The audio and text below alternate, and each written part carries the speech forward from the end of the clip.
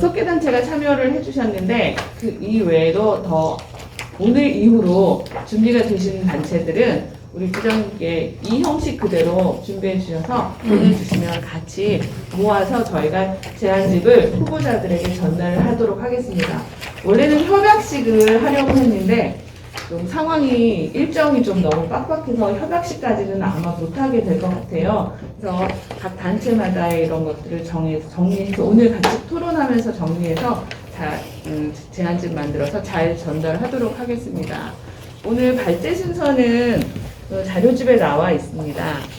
첫 번째는 우리 사회투자지원재단 사회적경제연구소 문도경 부소장님께서 시작을 해보도록 하겠습니다. 네, 제 내용은 15페이지입니다, 자료. 뭐 이제 세부 공약들은 뭐 크게 몇 가지로 제안을 하고는 있는데요. 요번에 또 그 지방선거를 계기로 좀 사회적 경제가 지역에서 리더십을 좀 회복하는 그런 좀 전환점이 좀 됐었고, 그리고 이제 그거를 뒷받침할 수 있는 환경이 마련되면 좋겠다라고 하는 이제 문제의식으로 좀 작성을 좀 했습니다. 그래서 제안 배경이라든가 필요는 앞에 부분 생각하고 일단 좀 어쨌든 사회적 경제가 우리 사회에서 어쨌든 뭐 이렇게 그 좀 선택지로 자리를 좀 잡고 있기도 하고 사회적 가치라든가 이런 면에서 조금 더 우월하다라고 인식됨에도 불구하고 이제 우리가 먹고 살기가 좀 바쁘잖아요. 그러다 보니까 지역사회 문제 해결을 해나가는 데 있어서 좀 부심이 된다라든가 다양한 좀 리더십을 발휘하지 못했다라고 하는 게 좀 많이 안타깝습니다. 그래서 좀 그런 측면에서 좀 사회적 영향력과 가치가 좀 축소되고 있는 거 아니냐라는 생각이 좀 들고요. 그 다음에 파트너로서의 이제 좀 행정 역할도 못지않게 되게 중요한데 행정 내부의 이제 한마디로 인한 이제 좀 사업이 좀 효율적이지 못한 거, 그 다음에 뭐 예산 낭비 성격도 좀 있고 그래서 좀 이런 것들도 좀 같이 협업되는 것들이 필요하겠다는 생각을 했습니다. 그리고 어쨌든 이제 사회적 경제 기업의 양적 전환, 그러니까 양적 성장에서 좀 질적 선환으로 정부 정책이 흐름이 바뀌었음에도 불구하고 아직까지 이제 자치단체 사회적 경제 지원 정책들은 개별 기업에 대한 지원이라든가 이제 좀 신규 설립 중심, 아무래도 일적인 문제가 좀 있긴 하겠지만은 여기에 더 이렇게 좀 초점이 두어진 것 같아요. 그래서 좀 질적 좀 성장이 간보화할 수 있는 환경으로 좀 전환되는 것들을 통해서 사회적 경제의 이제 리더십을 좀 더 높여나갔으면 좋겠다라고 하는 판단입니다. 그래서 제가 제안하는 거는 일단 행정혁신이 되게 좀 중요할 것 같다는 생각이 좀 들었어요. 그래서 경기도가 전국에서 이제 사회적 경제 포션에서 차지하는 비중도 크고, 그 다음에 지금 6,000개 정도 육박하고 있는 걸로 알고 있는데, 뭐 경기도 경제 비중은 그렇게 높지 않다라고 할 수 있지만, 전국적으로 봤을 때 사회적 경제 그 비중이라든가 이런 것도 굉장히 좀 크다고 생각을 합니다. 그래서 좀 그거에 걸맞게 좀 행정체계도 바뀌었으면 좋겠다는 생각이 들어서 제안을 한 거예요. 그래서 좀 정책보좌관을 좀 둬서 이제 그 부서 내에 그다음에 이제 민간과의 이제 소통, 또 창구로서 사업 조정관으로 역할해줬으면 좋겠다라는 거고요. 여기 센터에 와서 한 2년 동안 이렇게 좀 행정을 조금 더 가깝게 이제 보면서 제가 2년 동안에 그 사회적 경제과 과장님이 2번이 바뀌었죠. 그리고 이제 올해 또 새로 오고 1년씩밖에 안 계신 거예요. 그러면 그 주무부서를 책임지고 있는 그 과장이 이 사업을 뭐 조정하거나 뭐하거나 하기가 굉장히 어렵겠는 구조인 거죠. 그래서 물론 이제 단점도 있겠지만 좀 개방 전문직으로 해서 이런 좀 전문성을 좀 높이고 정책의 사업 계획에 좀 지속성을 담보할 수 있는 이런 것들이 좀 좋겠다는 생각이 들고 이렇게 좀 그 담당 책임자가 이렇게 좀 안정되어 있다고 한다면 행정 내부를 이제 사업을 좀 이해시키고 역량들을 좀 끌어올리는 데 조금 더 수월하지 않을까. 그래서 우리가 매년 하는 일이 담당자 교육시키는 거잖아요. 그리고 이해됐다 싶으면 또 골치하고 그래서 이런 피해를 좀 극복했으면 좋겠다라고 하는 겁니다.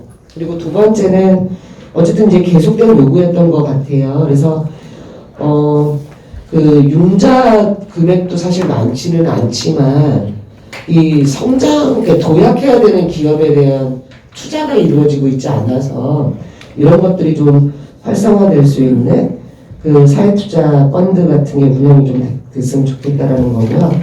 또 하나는 작년에도 우리 활성화 네트워크에서 한번 그 발표를 했던 것 같은데 그 민선 7기의 사회적 경제 지원 정책들의 기조를 보니까 대부분 그 설립하고 이게 좀 어려운 기업들이 좀 자리를 잡을 수 있도록 하는 요 초기에 많이 몰려 있더라고요. 그러니까 그 단계를 벗어나서 좀 더 도약해야 되는 기업들을 위한 어떤 환경을 만들어준다라든가 뭐 이런 것들이 좀 없어서 이런 방향으로 좀 전환하고 그걸 하기 위해 가지고 투자 지원들이 있었으면 좋겠다. 이제 좀 이런 거고요. 그리고 지금 우리 이제 사회적 경제 기금도 작년에 그 이제 이자 2차 보전 말고 그 목적 기금을 좀 만들려고 했던 거잖아요. 근데 좀 이런 것도 조금 더 확대가 되면 좋겠다라는 생각입니다. 그리고 세 번째는 그 우리 이제 저는 이제 시민이 자꾸 이제 입이 붙었는데 경기 도민이 지역 단위에서 주도해서 만드는 이제 좀 그 기업들이 좀 확대가 됐으면 좋겠는데 여기에 열거한 것들을 보면 공공성이 좀 높은 분야이고요. 그 다음에 공공의 파트너로서 역할을 할 수 있는 분야이기도 합니다. 그래서 뭐 자원수단에 관한 문제라든가 주택에 관한 거, 뭐 의료보건, 돌봄에 관한 거 이런 것들이 조금 오히려 사회적 경제의 전략 분야로 좀 오히려 좀 이렇게 그 행정에서도 같이 인식이 되고 여기가 조금 더 성장할 수 있도록 하는 이런 것들이 만들어지면 좋겠다라는 거고요. 이 과정에서 사회적 경제의 그 리더십이 좀 발휘가 되고 도민들이 직접 이용자들이 참여하는 뭐 이렇게 가면 좋겠다라고 해서 좀 크게 이제 압축적으로 세 가지 제안들이 다입니다. 이것으로 발표 마치겠습니다. 저희가 이제 경기도 사회적경제지원센터가 협회가 있는데요. 거기에 네트워크분과의 박영민 국장님이 그동안 해주셨는데 제가 올해는 이제 제가 이제 부회장 4명 중에서 네트워크 담당을 제가 하기로 해서 제가 오늘 참석을 하게 됐습니다. 그래서 자료들은 박영민 국장님이 잘 정리해서 주셨기 때문에 그걸 토대로 제가 말씀을 드리도록 하겠습니다. 네. 지금 먼저 문부경 부사장님께서 말씀해 주실 때 저도 사회적 경제 부분에서 성장 위주로 너무 급속하게 진행됐고 또 질적 성장에 대한 부분을 저도 공감하는 바이고요. 질적 성장도 굉장히 이제 필요는 하겠지만 우리가 최근에 저는 좀 당황스러운 게 저희가 사회적 기업 중에서 기타 창의혁신에 대한 부분에 대해서 조금 확대되는 것에 대해서 좀 부정적인 견해들이 있고 실질적으로 창업혁신 내용들에 대해서 예비 사회적 기업이라든지 들어가기에 좀 애로사항이 좀 생긴 부분에 대해서는 왜 우리가 그렇게 돼 가고 있을까에 대한 고민이 좀 있습니다. 결국 우리가 지역 도민들이 지역 문제들을 해결하기 위해서는 그런 꼭 성장하고 질적이고 이런 부분도 좀 중요하겠지만 도민 스스로가 해결할 수 있는 문제를 도민 스스로 풀어갈 수 있는 그런 환경을 만들어주는 데 있어서 사실 기타의 창의혁신들 그런 부분 또 저희가 협동조합이 생겨나면서 협동조합을 유지할 수 있는 부분 이런 환경을 만들어주는 게 가장 우리가 사회적 경제물이 인식개선 하시면서 자리 잡을 수 있는 가장 중요한 부분이라고 생각하는데 사실 그런 부분에 있어서 성장하지 않기 때문에 조금 그 지원하는데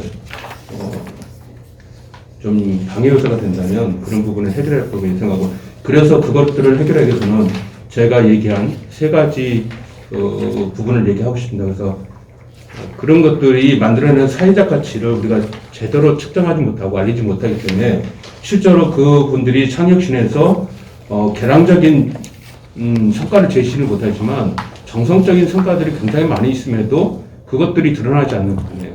그래서 그것들을 내기 위해서는 사회적 가치에 대한 부분, 명확하게 사회적 가치 측정을 통해서 시민들에게 알리고, 그것들이 시민들이 자발적으로 그것들을 같이 동참할 수 있는 환경이 만들어져야 된다. 그래서 저희는 사회적 가치 부분에서 정책적인 5가지를 냈던 겁니다. 그래서 사회적 가치 활성화 센터 설립, 그 다음에 사회적 가치 평가 체계 구축, 사회적 가치 전문가 양성, 공공기관 사회적 가치 측정, 공공금의 연계가치 적용, 그래서 공공조달 우선금융 시 사회적 가치 반영.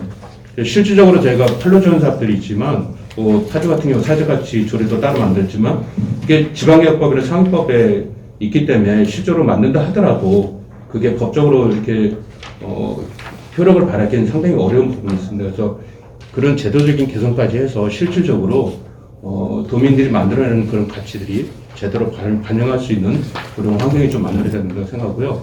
그 연계돼서 그런 그 소규모의 조직들이 안정적으로 자리 잡을 수 있게 해서는 2가지 방안을 다 제시했던 겁니다.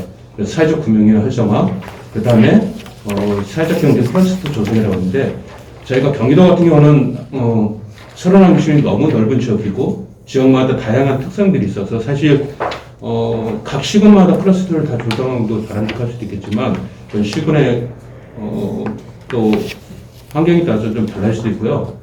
또 그리고 클러스터 같은 경우도 한 군데 모아놓는 방법도 있지만 약간 분산형도 저는 필요하다고 생각할 겁니다. 그래서 최근에 보니까 노원구 같은 경우는 유휴공간, 그렇게 주민센터나 이런 데들을 권역 단위로 해가지고 나눠서 거기에 돌봄, 환경문제 이런 거 교육하고 이런 서비스를 같이 제공할 수 있는 그런 공간들을 만들기 때문에 저희들이 자발적으로 만들어놓은 도민들의 사회적 경제 조직을 육성하기 위해서는 그런 유휴공간, 공유적 단지를 활용한 그런 사회적 경제 타워들이 좀 조성돼서 그 안에서 네트워크가 이루어지고 협업체가 이루어질 수 있는 그런 환경이 만들어져야 된다.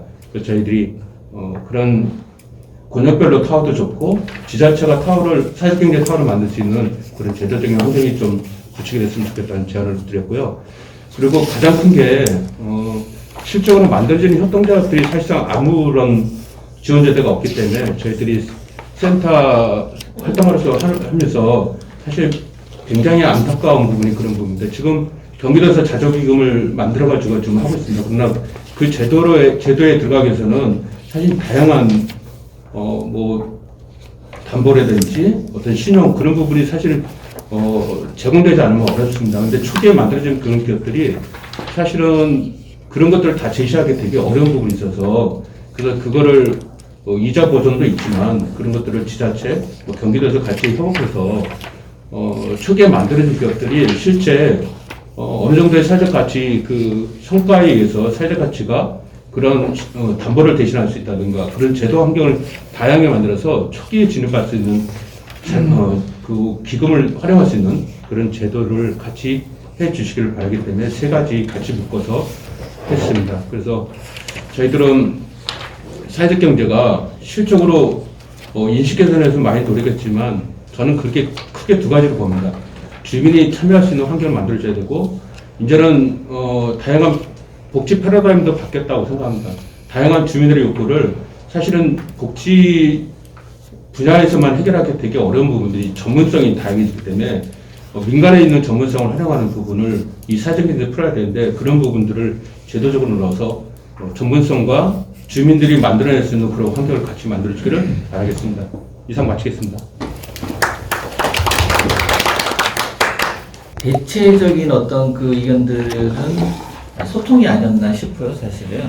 그러니까 조직을 만들어도 의미가 없고, 정책 책임자가 바뀌어도 소용이 없고, 결국은 보면은 민선 6기는 소통이 좋았다. 근데 소통 시국이 만들어진 민선 7기와는 거의 소통을 할 수 없었다라는 게 가장 큰 차이가 아닌가 싶어요. 그러니까 그 4년이라는 시간이 어떤 변화를 가져왔는지를 돌아보게 되면 민선 6기에서는 정책이 만들어지면 8월서 9월 사이에 현장 당사자들하고 그 정책에 대한 설명을 하고 의견을 듣는 그런 공간이 있었죠, 사실은. 근데 민선 7기를 가면서는 민간의 그 실제 현장에서 그 정책을 활용해야 될 당사자들은 사실상 배제된 상태. 근데 그 버릇이 심각하더라고요. 지금도 그렇게 하고 있어요. 정책 결정자가 바뀐 다음에도. 결국은 뭐냐면은 조직의 문제는 아니다.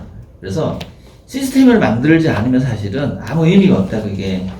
경기도가 사회적 경제 육성위원회라고 있는데, 거기에 이제 개별 기업 대표님들을 육성위원으로 민선 7기에서 그렇게 바꿨죠. 어떤 문제가 생기냐면은, 일반적으로 상식적으로 보는 거죠. 상식적으로 봤을 때, 개인은 가게 되면 개인의 이익을 위해서 이야기할 수밖에 없는 구조가 되더라고요. 단체가 참여했을 때는 단체를 대변할 수 있는 얘기가 되고, 근데 그게 이제 공정인지 모르겠지만 어쨌든 그런 문제로 인해 가지고 소통의 채널이 완전히 단절됐다는 거, 그런 걸로 인해 가지고 예산 낭비가 계속 이루어지고 있다는 거예요. 왜냐하면 실제 그 아무런 성과도 내지 못하는 그런 사업들을 행정에 공무원님들이 해보고 싶은 일을 여러 가지를 해보더라고요, 보니까. 그 결과는 뭐냐면 결국은 성과는 나지 않는 거였어요. 저희는 그래요. 첫 번째, 진짜 그 소통할 수 있는 그런 이제 거버넌스를 구축해야만 된다. 그게 민관 정의돼야 되고, 또 민관의 소통이 이루어져야 되고, 또 민민도 그런 소통이 이루어지는 그런 거버넌스 구축이 가장 필요하다. 그런 좀 의견을 드리고 싶고요. 두 번째로 사회적 경제 이제 성장 지원에 대한 부분들인데, 아마 이 부분이 이제 거의 유사한 부분이 있는 것 같아요. 앞에 말씀하신 부분들하고. 그 사회적 가치 활성화를 지원할 필요가 있다. 그러니까 지금의 시대가 지금 뭐 CSR, ESG 이런 것들로 인해 가지고 일반 기업들이 추구하는 사회적 가치가 어쩌면은 현재 사회적 경제 기업들이 추구하는 사회적 가치의 성과보다 높을 수 있다라고 보여져요. 그러면 누군가 그런 얘기를 하더라고요. 왜 사회적 기업에는 재정을 지원해야 돼요? 이런 질문을 하더라고요. 그러면 사회적 경제 기업의 재정을 지원해야 될 만한 이유가 뭐다라는 걸 갖다가 우리 스스로 우리가 평가를 해가지고 그런 질문을 받았을 때 그걸 보여줘야 되지 않나라는 생각을 해요. 물론 뭐 옛날에는 왼손이 하는 일을 갖다가 오른손이 모르게 해라 뭐 그런 얘기도 있긴 했지만서도 어떤 지금의 시대는 또 그런 게 아닌 거 아닌가 그런 생각을 하고 그 다음에 아마 그거는 이제 민선 6개 따곡에서도 이제 공공구매 사업에 대한 그 논의가 많았고 나름대로 어떤 그 팀을 만들어 가지고 전직 뭐 공무원들이 입사해서 공공구매 사업을 확대하는 그런 역할들을 했었고 또 일본에 이제 그 유명한 어떤 분을 모셔가지고 약 한 2억에서 3억 정도의 돈을 투자해서 공공구매 사업을 확대한다고 했는데 결국은 그게 또한 이제 민간이 아닌 행정에서 주도를 했기 때문에 그 많은 돈을 투자함에도 불구하고 지금의 경기도 사회적 경제 공공구매 부분은 그다지 발전하지 못했다라는 거예요. 저희가 계속 모니터링을 하고 있는데 요는 그거예요. 공공구매 사업단을 그걸 행정이 그 주도하려 해서는 안 되고 민간이 직접 거기에 뛰어들어서 민간의 역량을 키워서 민간이 지속적으로 그 일을 할 수 있어야 된다. 왜냐하면 아시다시피 그 행정과 기관들은 지속적으로 변화하고 사람이 바뀌고 역량이 쌓일 수 있지도 못하거니와 또한 속된 말로 목마른 놈이 샘 판다고 목마르지 않은 사람들이 그걸 얼마나 적극적으로 해줄 것이냐 거기에 대한 부분들 그래서 민간이 주도하는 공공구매 사업단을 설치할 필요가 있다는 제안을 드리고요. 그리고 이제 지역 공동체를 기반으로 사회적 경제 기업을 발굴할 필요가 있다. 이제는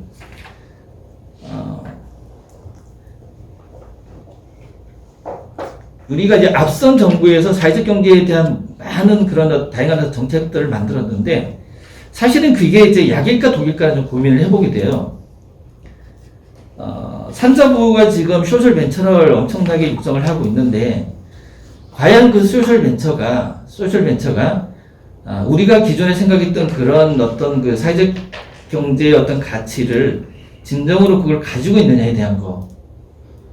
그러니까 정부가 지속적으로 그런 걸 뭐랄까 요구를 하는 과정 중에서 사실은 그냥 자기네 부처에서 필요한 사업만 만들어서 그걸 옷만 갈아입히는 이제 그런 부분들이 있었는데 지금 이제 바뀌게 될 부분들이 지방도시의 소멸 이런 것들을 본다 그러면은 지역에서 필요한 어떤 공동체, 그 공동체들이 사회적 경제로 진입하는 구조, 이제 그런 어떤 시스템에 우리가 진입해야 되지 않느냐 그런 제안을 드리고 싶고요. 그다음에 이건 아마 앞에도 나왔던 얘기 같아요. 사회적 경제의 어떤 자산화 부분. 사실 이제 민선 6개에서 있었던 부동산 자산화 사업에 대한 것들을 전국에 가서 이런 이야기를 하다 보면 상당히 호응이 좋았었어요. 근데 그게 2020년도인가 아마 그 사업이 소멸된 것 같아요. 근데 아마 그건 아마 우리가 그 부동산 자산화 사업을 우리가 그 경기도가 도입한 게 2017년인가 그때 퀘벡에 가서 퀘벡의 그 모델을 보고 저희들이 그 도입을 한 걸로 알고 있어요. 그리고 호응이 좋았던 거. 근데 이런 사업을 왜 그 사장시켰는지 이런 건 좀 부활할 필요가 있다. 그리고 공공이 가지고 있는 그 자산들을 사회적 경제가 공유함으로써 사회적 가치를 거기에 입히는 그런 좀 그 정책들을 만들었으면 좋겠다. 이 정도로 말씀드리겠습니다. 감사합니다. 아주 좋은 말씀 해주셨는데 저희는 좀 자활 쪽에 초점을 맞추다 보니까 조금 생뚱맞는 얘기가 되지 않을까 싶은 걱정이 좀 되기도 하고요. 근데 실질적으로 저희 같은 경우가 그동안에 계속해서 느껴오던 점들을 지금 저희가 작성한 부분이어서 좀 들어주셨으면 좋겠습니다. 일단 첫 번째 제안하는 내용은 지금 코로나19 때문에 청년 실업자 그리고 자영업 폐업자들이 많이 늘고 있다라는 통계가 나오고 있고요. 이 부분을 저희 자활기업의 인력으로 전문가적으로 좀 흡수를 할 수 있는 연계 사업을 좀 했으면 좋겠다라는 좀 제안을 하고 싶습니다. 실질적으로 2020년도에 복지부에서 내일 키움 일자리라고 하는 것들을 한 3개월 정도 진행을 하고 21년 1월서부터 2월까지 연장 진행을 하면서 많은 취업이 이루어졌고요. 일단 보고보다는 통계자료나 보고보다는 작은 양이긴 하지만 실질적으로 지금까지 근무를 하고 계신 분들이 꽤 많습니다. 지금 자활기업 같은 경우는 2016년도에 근로능력 70% 정도로만 구성을 할 수밖에 없고 그 여파가 2018년 이후에 조금 그 운영 능력이 좀 낮은 자활기업들이 편성을 하면서 꾸준하게 영위를 하지 못하는 결과를 지금 요즘 코로나와 더불어서 많이 이뤄지고 있기 때문에 그리고 지금 그때 당시 2016년도에 근로능력 70% 이상은 다 치성타로 빠진 상태였었거든요. 그러면서 저희 자활 쪽에서는 자활기업이 구성을 되는 인원들이 수급자와 차상위라고 하는 제한이 있다 보니까 자활 사업에 참여를 못하시고 수급자와 차상위의 여건을 가지시면서도 근로능력이 있으신 분들은 직접 치성패 쪽으로 빠지시면서 자활기업 형태가 많이 어려워져서 그 부분을 해소하고자 이렇게 제안을 하게 되었고요. 두 번째 제안 역시 마찬가지입니다. 두 번째 제안은 지금 경기도에서 지금 자활기금, 각 지역별로 자활기금이라는 부분이 있는데 실질적으로 자활기업들한테는 많이 쓰여지지는 않습니다. 지역에 있는 자활센터와 거기에 참여하시는 참여주민들을 위해서 많이 사용되고 있는 기금이긴 하지만 일부 기금들이 이제 자활기업과 좀 매칭이 되는 경우가 발생을 하고 있고요. 경기도 같은 경우는 이제 2018년도부터 적극적으로 광역 단위의 자율기업, 광역 자율기업이라든지 광역 단위 사업단에 많이 활용을 해주셨고요. 그 여파가 지금 2022년도에 실질적으로 꾸준하게 사업으로 남아있는 깔끔히 사업이라든지 그리고 시범적으로 지금 계속해서 사업을 진행을 하고 있습니다. 근데 문제는 지역적으로 자율기금이 많이 활성화가 되지 않은 상태에서 지금 경기도 자율기금이 고갈이 되어 가고 있는 부분이고요. 이 부분들을 지역적으로 좀 활성화하려고 하면 재원 마련을 좀 해야 된다라고 하는 거가 좀 저희가 말씀드리고 싶은 부분이고요. 이 부분이 되면서 광역자율기업한테만 영향을 주는 게 아니고 지역에 있는 개별 자율기업과 지역에 있는 사회적 경제와도 같이 맞물려서 돌아가고 있고 이 사업에 대한 부분이 시범적으로 운영이 되면서 실질적으로 이 사업에 대한 타당성도 검토가 되고 꾸준하게 사업으로 용이가 되어가고 있는 부분들이 꽤 많기 때문에 저희가 이번에 제안하게 되었고요. 세 번째 같은 경우는 지금 공공기관에서 사회적 경제 생산품이나 서비스 용역들을 이용을 해주시는데 지금 조례나 지침 상황에서는 많이 반영이 되었습니다. 예전에는 할 수 있다 해서 해야 된다라고 하고 우선으로 구매를 할 수 있도록 이제 촉진이 되어 있는데 실질적으로 관리 부분은 되어지지는 않고 있거든요. 이게 계획적인 구매가 아닌 의도적인 구매가 아닌 그리고 올해 년도에 몇 프로를 달성을 해서 어떻게 하겠다라고 하는 목표치에 대한 부분으로 평가를 하는 게 아니고 어쩌다가 구매를 하고 나니까 사회적 기업이고 사회적 협동조합이고 자율기업이라고 하는 부분들이 대부분이고요. 이 부분도 예산 수립과 맞물려서 좀 계획적으로 이용할 수 있게 했으면 좋겠고 기본적으로 수의계약이라든지 공모사업에 대한 일정 부분에 대한 부분은 매칭을 좀 하는 작업이 필요하지 않을까 싶습니다. 단순하게 우리는 전체 예산 중에 몇 프로를 사용하겠다라고 하는 것들이 아니고 우리가 이용하고 있는 물품 중에 지속적으로 사용하는 서비스라든지 용역 그리고 물품에 대해서 우리는 사회적 경제 영역에서 이쪽을 할애를 하겠다라고 하는 개수립이 이루어지게 되면 참여할 수 있는 기업들이 많아질 것 같고요. 그리고 거기에 대한 평가도 높아질 것 같습니다. 그렇게 해서 이렇게 세 가지 제안을 하게 됐습니다. 감사합니다. 네, 감사합니다. 저희들도 아까 좀 전에 우리 자활기업의 비용 부장님께서 말씀하셨던 것처럼 사실은 이제 자활기업도 운영을 하면서 현장의 소리들을 많이 가지고 오신 것 같아요. 그러다 보니까 저희 협동조합 협의회 같은 경우에도 각 지자체에 있는 협동조합 협의회들이 있습니다. 거기서 그쪽에 있는 대표분들이 저희에는 운영위원회를 구성을 하고 있습니다. 그래서 운영위원회를 통해서 이런 의견들을 저희가 취합을 해서 공동대표단에서 좀 정리를 해서 이렇게 올려드렸습니다. 그러다 보니까 지금 내용들을 보시면 아시겠지만 거의 겹치는 내용들이 대부분 있고 지금 협동조합 협의회에서는 그 내용들 중에 현장에서는 이렇게 됐으면 좋겠습니다라고 실질적인 내용들을 조금 여기다 가미해서 한 부분이라고 보여질 수 있습니다. 그래서 아까 이제 이들은 큰 규모가 있다 보니까 한 9개 정도의 제안이 올라왔습니다.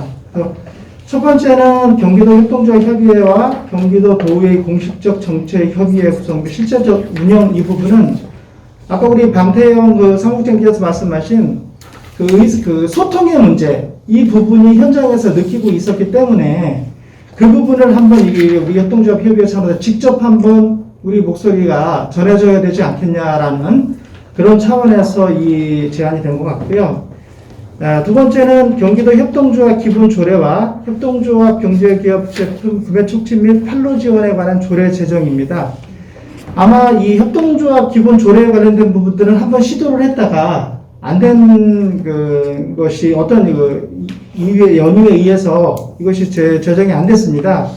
뭐 이 얘기를 여기서 더 꺼낸다면 또 뭐 여러 가지 이야기가 될 수 있기 때문에 그런데 한번 했다가 실패했다 그래서 안 한다는 것이 아니라 다시 재정비를 해서 꼭 필요하다. 왜 그러냐 하면 아시겠지만 그 통계자료가 협동조합이 지금 그 경기도에 한 4,200개 정도가 지금 설립되어 있습니다. 규모로 보면 굉장히 많이 설립이 되어 있는데 이 부분들에 대해서는 그 규모는 있는데 그 세부적으로 어떻게 해서 같이 가야 될 것인지에 관련된 부분들이 그냥 사회적 경제라는 어느 테두리 안에서 그냥 있기 때문에 저희들이 또 저희 특성상을 반영하는 것이 많이 부족합니다. 그래서 이번에는 이런 그 조례라든가 이런 것들이 꼭 필요하다.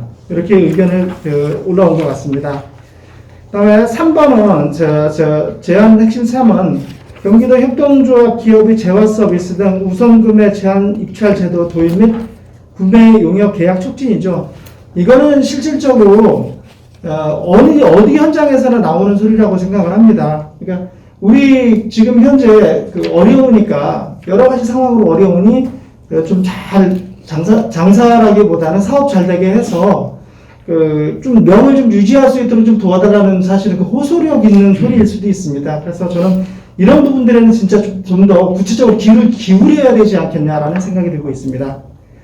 그 다음에 제안 핵심 4번 같은 경우에는 협동조합 타운 조성 및 사업장 무상임대라든가 아니면 저리임대 협동조합들이 생겨나고 물론 뭐 다른 사회적 경제 기업들도 태생을 하면 처음부터 당연히 부담이 되는 것이 계속 치솟고 있는 임대료 부분이 가장 어려운 부분을 겪고 있습니다. 그래서 이런 것들을 조금 지원해주면 좀 인내할 수 있는 기간을 좀 가지고 조금 더 사업을 한다든가 아니면 자체가 사회가치 실현을 하기 위해서 생성되는 기업들이 사회적 경제 기업들이잖아요. 그러면 그 부분들을 감안한다면 제가 볼 때는 이런 부분들도 좀 심도 있게 검토를 해서 말로만 하지 말고 계속 뭐 한다 소리들은 많이 하는데 보면 지나고 나니까 아무것도 없더라고요. 그래서 제가 볼 때는 좀 더 적극적으로 해서 결과를 한번 보여주는 것이 어떤가 하는 생각이 듭니다. 그 다음에 그 핵심 5는 협동경제를 위한 투자 및 융자 지원입니다. 이건 이제 돈 문제죠, 당연히. 우리가 돈이 많이 아쉬운 그런 상황이지 않습니까? 돈이 아마 여유가 있다라면 이렇게 와서 이런 거 저런 거 정책적으로 반영해달라 소리도 하지 않을 것입니다. 그런데 아쉬우니까 하는 거거든요. 그럼 그 아쉬운 갈증을 좀 넉넉하게 좀 너무 막 해줘도 10원 줘놓고 100원 준 것처럼 생색 떨지 말고 좀 넉넉하게 지원을 해서 제대로 일을 할 수 있도록 좀 이런 지원 정책을 펼쳐줬으면 좋겠습니다. 그 다음에 경기도 핵심 6은 경기도 협동조합 기업을 위한 홍보 마케팅. 뭐 아무리 내가 좋은 물건을 가지고 있어도 밖에다 내놓고 이것을 상품화시키는 것도 굉장히 어려운 것이 저희들이 가지고 있는 현실입니다. 또 하나 소규모이기 때문에 아무리 질 좋은 것들을 대량 생산하는 것이 상당히 어렵습니다. 그러다 보니까 그런 부분들에서 많이 어려우니까 그런 어려운 상황들에 처한 기업들 같은 경우는 홍보 마케팅을 강화시켜서 좀 적극적으로 현장에 시장 점유율을 높일 수 있도록 도와주셨으면 좋겠고요. 그 다음에 협동조합은 사실은 인재가 굉장히 많이 필요합니다. 다양한 협동조합 인재들을 양성할 수 있도록 해야 되는데 이것도 문제가 되는 것이 꼭 구미에 맞는 인재만 양성할 것이 아니라 현장에서 필요한 인재를 양성할 수 있도록 하는 교육 커리큘럼이라든가 이런 것들을 만들 때 사실은 이 교육 같은 경우에는 인재 양성은 저희 현장과 같이 함께하는 교육이 꼭 필요하다고 생각을 합니다. 그러니까 이런 부분들도 현장형 교육이 될 수 있도록 현장에 인재가 양성될 수 있도록 하는 부분들을 좀 신경 써주셨으면 좋겠습니다. 그 다음에 8번째가 협동조합, 협동경제개발 연구 프로젝트 신설입니다. 자, 이것은 뭐냐면 지금 전국의 이 협동조합 협의회가 경기도 협동조합 협의회도 있고 그다음 전국 협동조합 협의회가 있습니다. 그래서 작년부터 전국 협동조합 협의회에서는 협동경제개발이라는 것을 연구를 시작을 해서 지금 기본적으로 실행 단계에 들어가고 있습니다. 그런데 저희 경기도도 여기에 적극적으로 참여해서 이 협동경제개발이라는 것은 하나의 지자체 단위로 하고 아니면 광역 단위 것이 아니라 전국구 움직이는 사업을 저희들이 하는 것이기 때문에 여기에 경기도가 적극 참여할 수 있도록 우리 경기도만의 협동조합 개발 연구 프로젝트를 신설할 수 있도록 해줬으면 좋겠습니다. 그 다음에 이제 마지막으로 9번째 협동조합 활성화 5개년 기본계획 수립입니다. 뭐 5개년 기본계획 수립하면서 뭐 경제개발 5개년 기본계획 수립 뭐 이런 얘기들이 많이 있습니다. 그래서 뭐 나라가 이렇게 경제 발전을 했다고 하는데 이왕이면 사회적 경제뿐만 아니라 특히 협동조합 같은 경우에도 아까 지속적으로 계속 성장하고 성장이 질적을 떠나서 또 양적으로 계속 늘어나고 있기 때문에 이 부분이 계속 필요하다고 생각을 합니다. 수요 그만큼 늘어난다는 것은 거기에 관련된 관심이 있는 사람들이 많고 또 그것이 좀 더 발전하기를 바란다는 것이거든요. 그래서 그걸 적극적으로 하려면 기본 계획을 수립을 해서 체계적인 발전을 가져가야 된다고 저희들은 제안이 들어와 있습니다. 네, 이렇게 협동조합 협의회에서는 9개의 제안을 가져왔고요. 제가 그 설명하는 부분이 제가 직접 제안한 것이 아니기 때문에 또 받아서 제안을 하다 보니까 약간 미흡할 수도 있습니다. 만약에 부족한 부분이 있으면 말씀해 주시면 저희들이 또 추후 설명을 드릴 수 있도록 하겠습니다. 네, 감사합니다. 동안 여러 차례 토론회, 간담회 뭐 이런 교육들을 계속 저희가 진행을 했거든요. 그래서 그 내용을 간략하게 정리된 거를 여러분한테 같이 공유하는 그런 정도로 저는 보고를 드리도록 하겠습니다. 뭐 앞에서 계속 말씀드렸으니까 양적으로는 이미 사회적 경제 조직들이 풍부하게 많이 늘어나고 있는 상태인데 그에 따르는 정책적인 거는 아직 많이 미흡하지 않냐. 그래서 지금은 양적인 성장이 아니라 질적인 성장에 조금 더 집중해야 할 때인 것 같다. 그에 따라서 지금 여기 사회적 경제 창업 지원 정책이 있어요. 사회적 격파 육성 사업이라는 것도 있는데 아무리 그거를 횟수가 몇 년을 지원을 하고 있냐를 찾아봤을 때 뭐 첫 해에 거의 몰빵이고 그 다음에는 상담만 해주는 정도 해서 창업을 지원하고 있다라고 보기가 어렵거든요. 그렇게 따져보니까 아무리 지원을 최대한 했다 해도 3년에서 5년이에요. 근데 우리하고 비교되는 중소기업 창업 지원은 7년 정도를 하고 있거든요. 그래서 사회적 경제들도 조금 더 안정적으로 자리 잡을 수 있도록 7년 정도로 늘리고 그에 따르는 정책을 좀 개발을 했으면 좋겠다라고 하는 게 첫 번째 저의 제안이고요. 그리고 두 번째는 사회적 경제 기업이 예산만 잡아먹는 하마다라고 얘기를 받고 있는데 준 다음 과정이 전혀 없어요. 정책적으로. 그래서 예산이 지원이 되면 그들이 그걸 바탕으로 얼마나 성장을 했는지도 정말 DB를 좀 지속적으로 모니터링을 좀 해서 그들이 정말 자기들의 사업에 그게 성장할 수 있는 기름이 사용될 수 있도록 그렇게 좀 관리적인 체계도 좀 확대를 했으면 좋겠다라고 하는 부분이 있고요. 지자체에서도 많게는 뭐 기초 심화, 그 다음에 또 추가되는 뭐 경영자 과정 해가지고 여러 가지 사회적 경제에 관련한 교육들을 하고 있는데 그 교육 안에는 교육을 준비하는 사람들의 의견만 들어가지 그걸 듣고자 하는 사람들의 의견은 전혀 없이 커리큘럼이 운영이 되니까 그 사람들의 의견을 좀 반영하는 것들로 조금 교육이 현실화되었으면 좋겠다라는 의견이 있고요. 그리고 작년에 저희가 경기도 사회적 가치 활성화 기본 조례가 제정이 되었거든요. 물론 거기에는 공공기관에 대한 것만 아직은 준비가 되어 있긴 합니다만 공공기관도 사회적 가치 실현을 위해서 사회적 경제 조직을 활용을 하는 그런 것들이 지금 어떻게 되어 있는지를 조금 모니터링하고 또 그에 따라서 사회적 경제 조직도 자기가 갖고 오고 창출해내고 있는 사회적 가치를 생산하기 위한 활동을 하고 그걸 어떻게 평가할 건지 이런 거를 좀 체계적으로 마련을 할 필요는 있겠다 싶습니다. 또한 경기도 안에는 권역에 5개 당사자 협의체들이 있고요. 그 밑에 또 시군에 당사자 협의체들이 협동조합, 사회적 기업, 자활기업 다 분리돼서 있기도 하고 통합돼서 있기도 한데 이들을 조금 더 안정적으로 지원을 하고 이들과 행정의 소통 구조를 좀 마련을 해서 이들의 의견을 듣는 정책을 만들어내는 것이 좀 필요하겠다. 이렇게 5가지 제안 드립니다. 민간이 파트너십이 아닌 수직 관계로 형성되어 있어서 소통이 되지 않는 그런 걸 알게 됐습니다.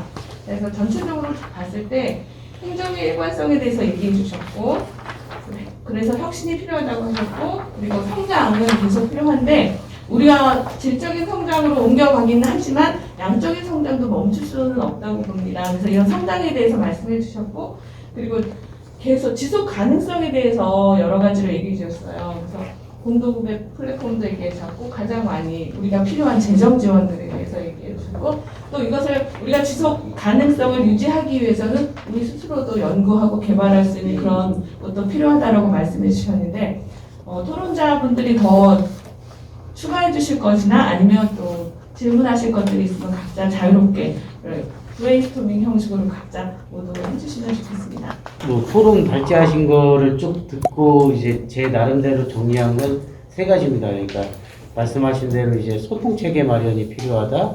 두 번째는 이제 성장 기반을 위해서 금융 공간 판로에 대한 얘기들을 해주신 것 같고, 세 번째로는 이제 사회적 가치에 대한 부분을 말씀해 주신 것 같습니다. 그래서 다 이제 공감할 수 있는 내용이고요.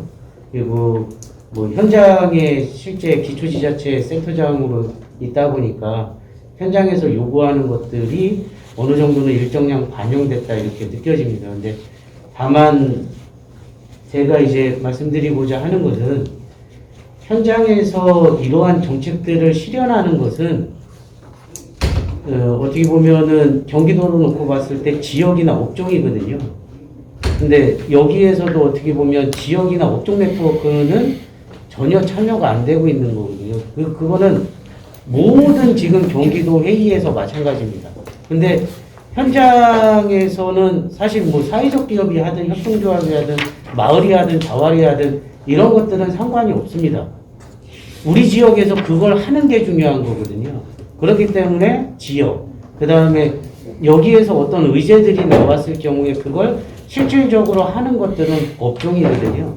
그러니까 지역이나 업종 네트워크들의 참여가 활발하게 이루어져야지 된다라고 생각이 들고, 그래야지만 이제 행정에서도 구체적으로 어떻게라는 답을 찾을 수 있기 때문에 소통이 강화될 것이다 이렇게 생각을 했습니다. 예, 이상입니다. 예, 그 말씀 잘 들었습니다. 예, 아까 그 센터장님께서 몇 가지 조금 이제 질문사항 저희가 좀 어쨌든 여러 가지 논의하면서 봤던 것들 중에 일부 좀 이게 이제 처음 하는 건 아니고 계속 이제 연년이 되다 보니까 여건들 좀 보고 말씀드려야 될 사항들이, 예, 전체적으로는 아까 방태영 이사장님이 얘기하신 대로 이렇게 공약 사항이나 이런 것들이 좀 진행이 잘 안 된 것 같다. 예, 그렇죠. 예, 공약에 대한 걸 모니터링했던 구조가 잘 안 됐기 때문에 지금도 그 얘기를 똑같은 얘기를 또 하고 있는 게 아닌가 싶은 생각이 조금 드는 것 같습니다. 그래서 그런 부분 조금 하나 좀 염두에 둬야 될 것 같고, 그래서 그 다음에 이제 그 사회적 경제 과장님이라든가 개방직을 넣는 것도 이제 지난번 선거 때 얘기했던 공약이었는데 이번에도 똑같은 얘기를 하는 거 보니까 여러 가지. 근데 이제 고정적으로 어쨌든 공무원의 조직상에서는 또 이렇게 순환보직을 돌 수밖에 없는 게 현실적인 여건이기 때문에 그 여건에 맞춰서 거버넌스를 어떻게 구성할지에 대한 여건이 필요한 구조도 있지 않습니까? 그래서 그래서 이제 결국에는 중간지원 조직이라고 하는 조직을 만들어서 저희가 중간지원 조직에 계신 분들이 또 그런 역할을 일부 이제 행정적으로는 이제 수직구조로 돼 있다 보니까 이제 그런 거버넌스를 실질적으로 할 만한 역할이 안 되는 구조도 있긴 하지만, 중간지원 조직은 또 어떤 노력을 통해서 서로 간에 거버넌스를 하려고 노력했는지에 대한 어떤 역할 같은 것도 한번 이렇게 조금 성과라든가 그 다음에 한계라든가 이런 걸 좀 보면 좋지 않을까 싶고요. 그 다음에 아까 강태영 이사장님이 얘기하신 대로 시스템을 바꿔야 된다고 하는데, 그러면 시스템을 이제 앞으로 어떻게 개선해야 될 거냐, 어떤 시스템을 넣어야 다음번에 할 땐 요거보다 조금 더 좋게 갈 수 있을 거냐, 뭐 거버넌스 부분에서도 여러 가지 내용들이 있겠지만, 뭐 여기 자료에 주신 대로 소위원회라든가 아까 업종별로 위원회라든가 지역위원회라든가 여러 가지 이제 그런 여건들이 있는데, 실질적으로 저희 내부에서도 말씀하신 대로 참여 안 된 부분들도 있고, 그리고 또 모든 사람들을 경기도 네트워크에서 경기도 전체 지역에 대한 구조를 다 커버할 수 없는 구조도 있어서, 그런 거에 대한 뭐 이야기들, 앞으로 시스템을 어떻게 좀 이렇게 돼야 될지, 이런 얘기. 그 다음에 자활기업에서 한번 좀 여쭤보고 싶은 거는, 복지부도 이제 우선구매 여건으로 이렇게 관여를 하고 있지 않습니까? 보건복지부에서 일부 이제 그 우선구매에 대한 시스템을 할당하거나 하고 있는데, 예, 그런 부분에 대한 것들 조금 설명을 조금 더 구체적으로 좀 주시면 조금 이제 같이 논의하는데 좀 도움이 되지 않을까 싶은 생각이 듭니다. 예, 감사합니다. 근데 그 협의체가 1년에 몇 번 움직여지는 거예요. 반대로 우리가 이제 지금 우리가 하고 있는 이 사회적 경제 활성화 경기 네트워크의 운영위원회를 돌아보게 되죠.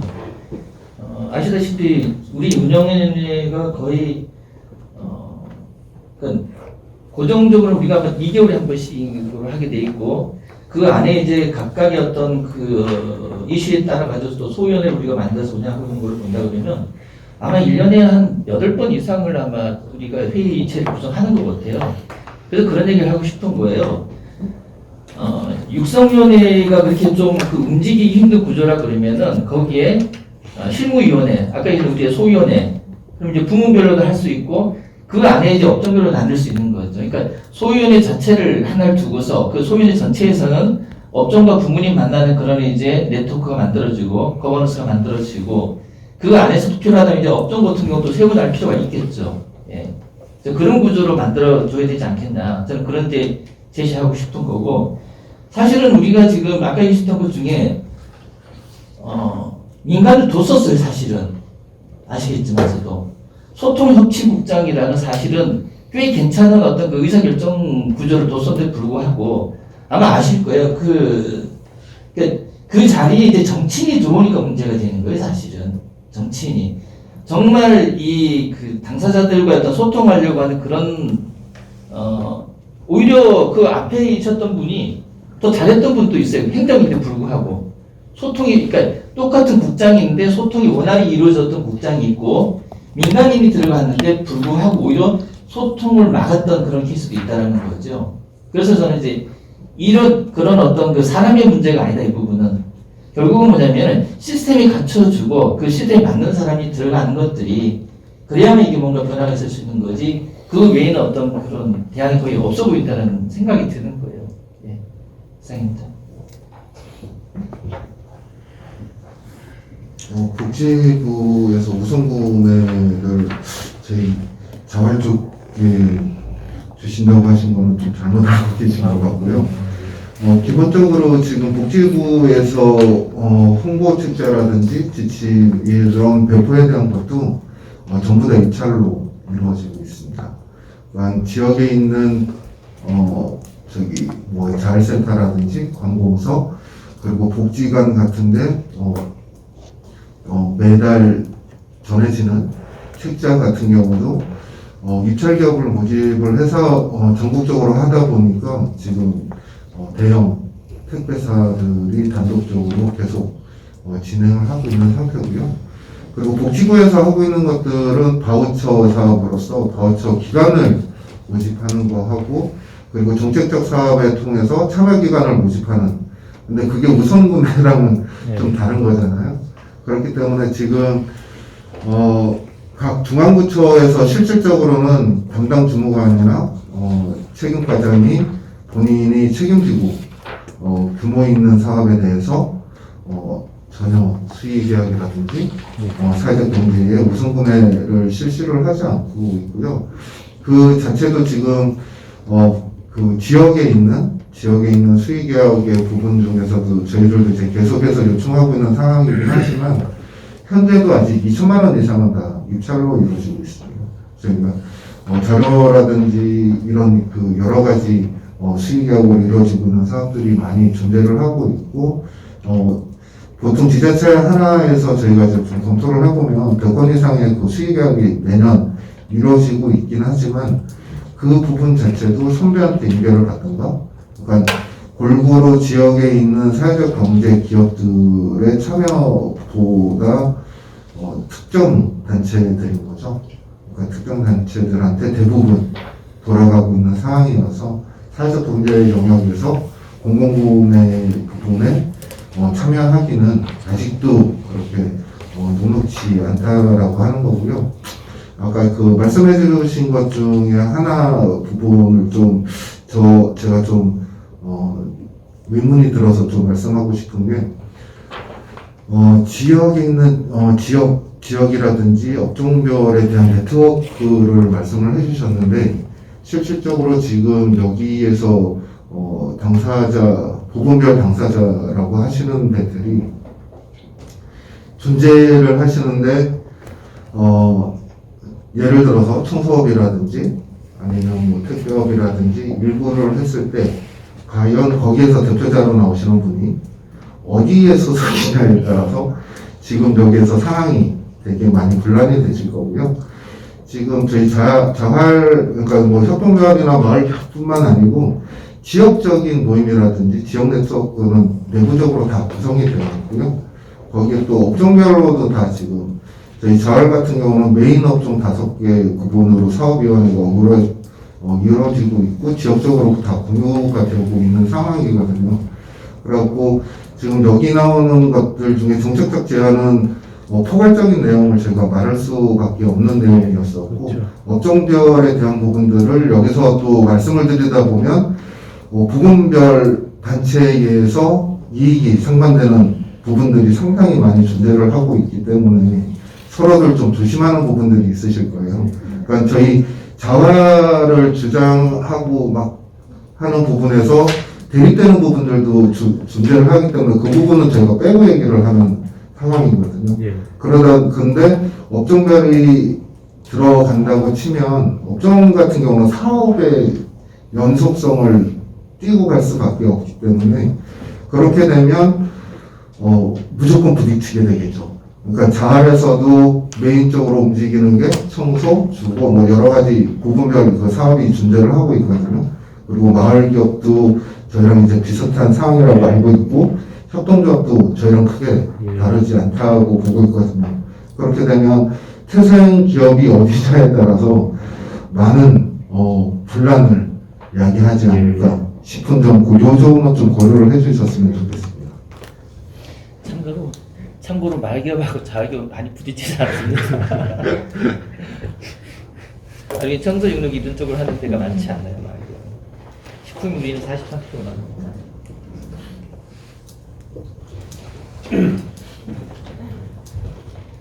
네, 다양한 좋은 의견들을 많이 담아주셨는데요.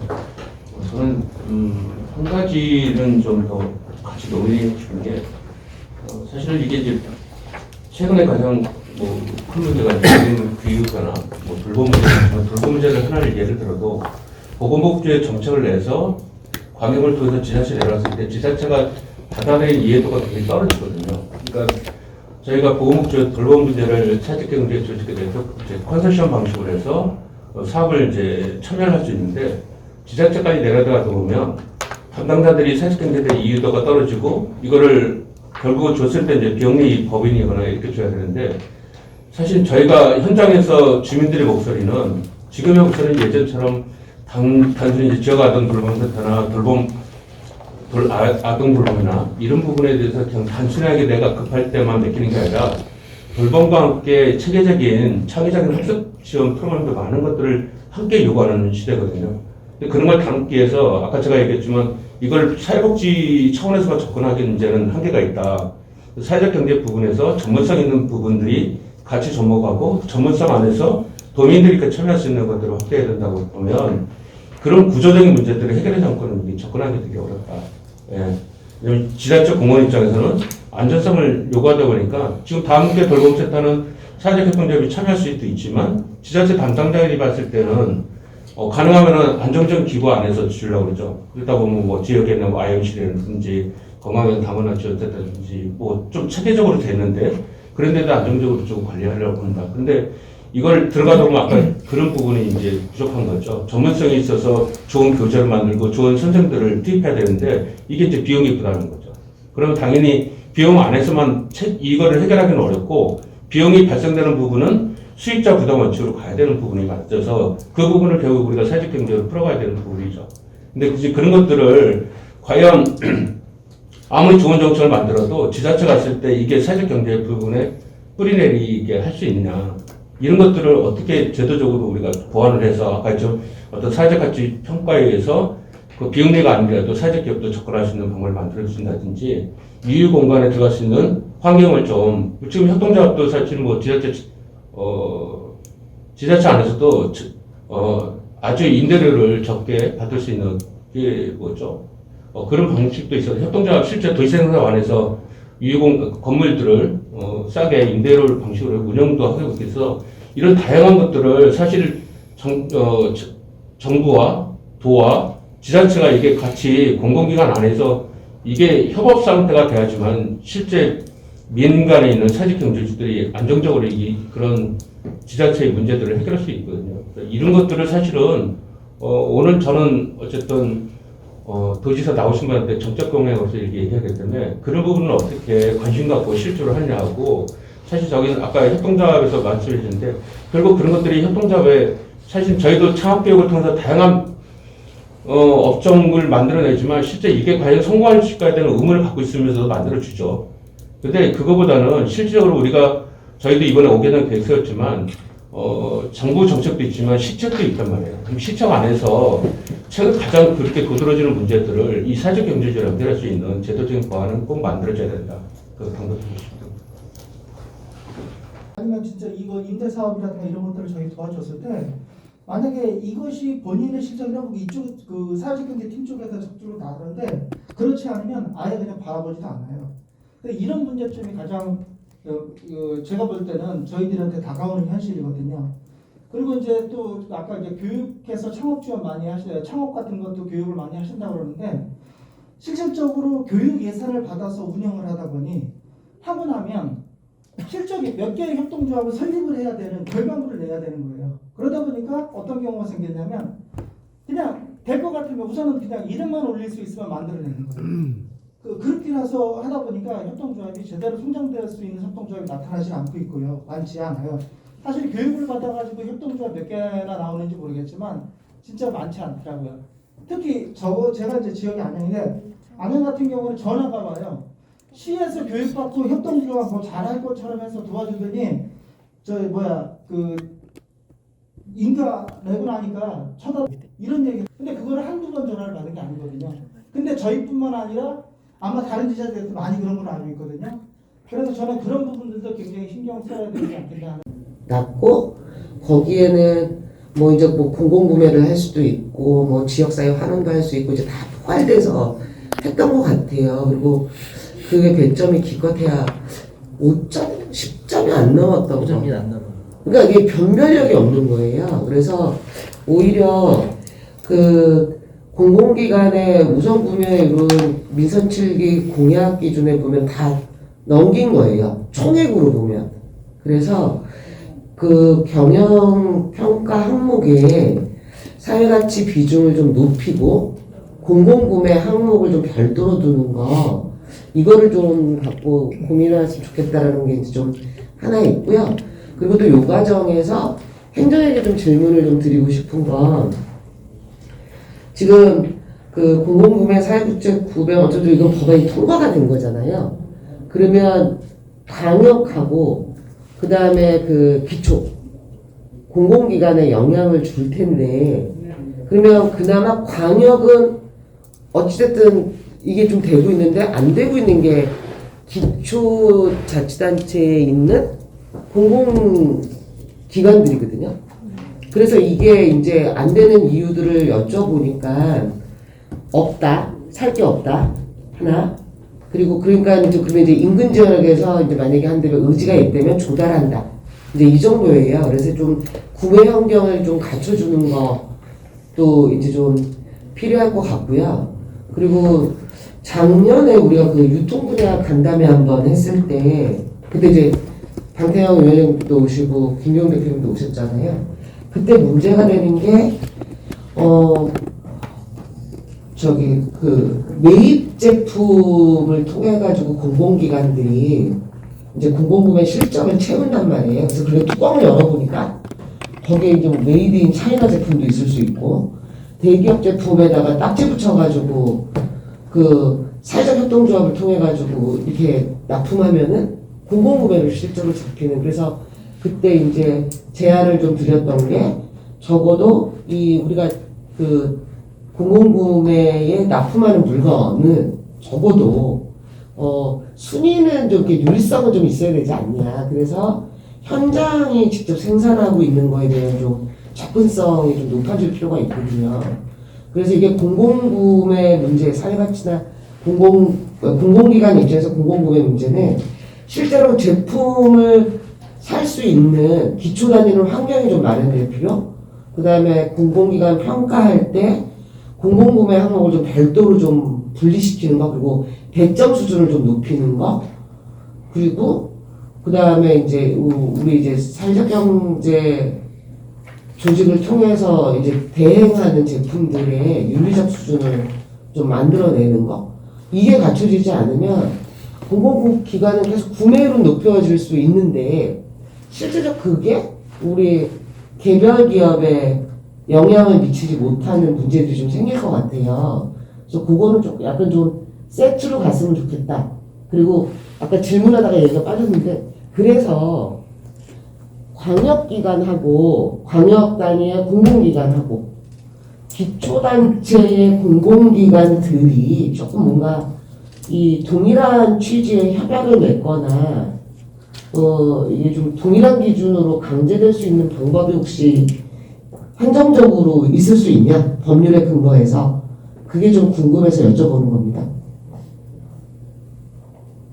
실질적으로 제가 알기로는 광역의 조례나 이런 것들이 시군까지 사실 영향력을 못 미치는 그쵸. 거고요. 네. 실효성이 사실은 좀 없다고 보고,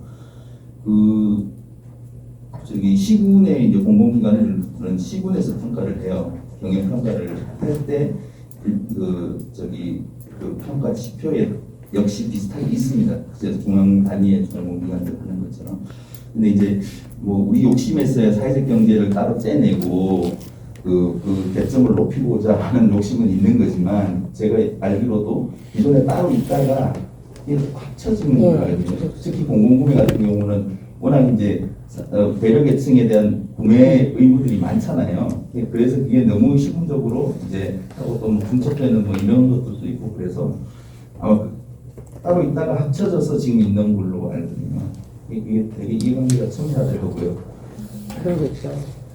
네, 저도 시에서 한번 그 얘기를 구매 담당자하고 얘기를 해보니까 할당을 해놓으셨더라고요. 네, 자활기업 몇 프로, 장애인기업, 여성기업 몇 프로, 환경기업 몇 프로. 네, 근데 어떻게 보면 전체적으로 이게 다 이제 사회적인 어떤 영향을 갖은 그런 기업의 테두리인데, 또 그 기업들 간에 아까 말씀하신 대로 이렇게 첨예하게 물건을 파는 거에 대해서는 이게 대립되어 있는 구조가 있기 때문에 그 부분도 약간 어쨌든 내부에서 물건 사는 거에 대한 여건하고, 그 다음에 순서도 정해져 있더라고요. 네, 일정 부분은 이렇게 어느 기업이 먼저 해서 이 기업이 빠진 다음에 이렇게 차례대로 나오는 과정에 대한 걸 통해서, 그러니까 이게 위에 제도사항에 대한 거하고 현실에서 이걸 물건을 파는 구조하고는 굉장히 지금 다른 여건인 것 같아서, 약간 뭐 내부에서도 그 부분에 대한 걸 한번 조금 이렇게 어떻게 하면 어쨌든 좀 전략적으로 뭔가 이렇게 사회적 가치를 만들 수 있는 구조나 아니면 환경기업, 뭐 자활기업, 그런 사회적 가치가 어떻게 나올 건지에 대한 그런 부분들도 조금 고민해 볼 필요가 있지 않나 싶은 생각이 드네요. 예. 그건 이제 우리 문제가 되는 거죠. 그렇죠. 우리가 얼마나 적용할 수 있느냐의 그러니까 문제인 우리 거죠. 문제와 그런 여건이 같이 가야 되는 문제가 거죠. 실질적으로 아니고요. 그러니까 지금 현장에서 구매 담당자들이 하고 있는 것들이 지금 그렇게 순서를 잡아서라도 구매를 해주시면 감사한데, 네. 기본적으로는 요청을 하세요. 그러니까 네. 어떤 요청이냐면, 저희는 과업지시서상에 물건이 아무 하자가 없는데 참치는 동원, 햇반은 예. CJ, 예. 이렇게 딱 해서 이게 선호도가 높으니, 그리고 예.